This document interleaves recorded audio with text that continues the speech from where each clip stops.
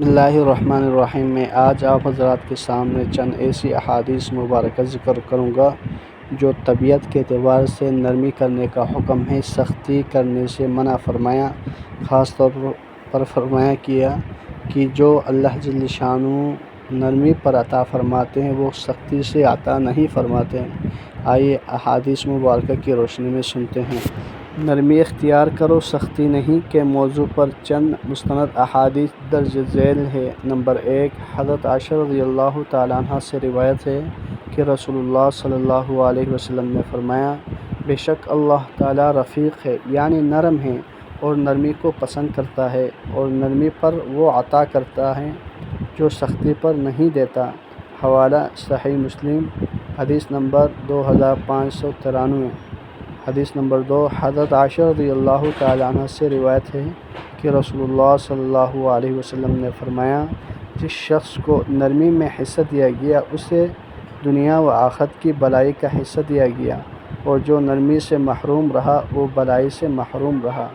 حوالہ صحیح مسلم، حدیث نمبر 2592۔ حدیث نمبر 3، حضرت انس بن مالک رضی اللہ تعالیٰ عنہ سے روایت ہے کہ رسول اللہ صلی اللہ علیہ وسلم نے فرمایا، آسانی کرو، سختی نہ کرو، خوشخبری دو اور نفرت نہ دلاؤ۔ حوالہ صحیح البخاری، حدیث نمبر 69۔ صحیح مسلم، حدیث نمبر 1734۔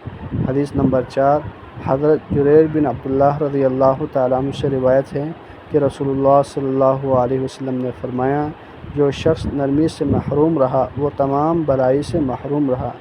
حوالہ صحیح مسلم، حدیث نمبر 2592۔ حدیث نمبر 5، حضرت ابو ہریرہ رضی اللہ تعالیٰ عنہ سے روایت ہے کہ رسول اللہ صلی اللہ علیہ وسلم نے فرمایا، طاقتور وہ نہیں جو کشتی میں دوسرے کو بچھاڑ دے، بلکہ طاقتور وہ ہے جو غصے کے وقت اپنے آپ پر قابو رکھے۔ حوالہ صحیح البخاری، حدیث نمبر 6114۔ صحیح مسلم، حدیث نمبر 2609۔ حدیث نمبر 6، حضرت عائشہ رضی اللہ تعالیٰ عنہ سے روایت ہے کہ رسول اللہ صلی اللہ علیہ وسلم نے فرمایا، جس کام میں نرمی ہوتی ہے وہ اسے خوبصورت بنا دیتی ہے، اور جس کام سے نرمی نکال دی جائے وہ عیبدار ہو جاتا ہے۔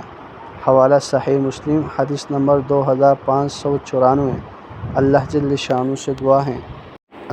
شانہ سے دعا ہے جتنے احادیث مبارکہ پڑھی سنی ان پر عمل کرتے ہوئے دوسروں تک پہنچانے کی توفیق عطا فرمائیں۔ خاص طور پر ان احادیث مبارکہ کو آگے ہم ضرور شیئر کریں۔ میرے اور آپ کے ایک شیئر کرنے سے جتنے لوگ اس پر عمل کریں گے اس میں ہمارا بھی حصہ ہوگا۔